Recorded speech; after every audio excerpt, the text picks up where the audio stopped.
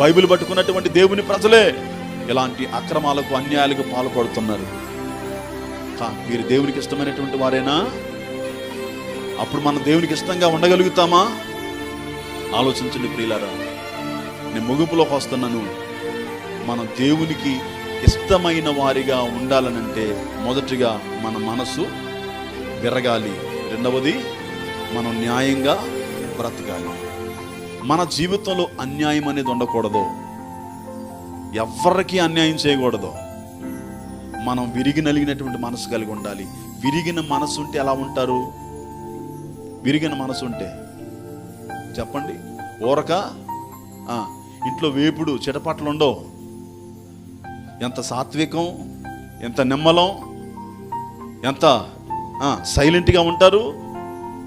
ఈ రోజున ఇలాంటివి మన జీవితంలో ఉన్నాయా?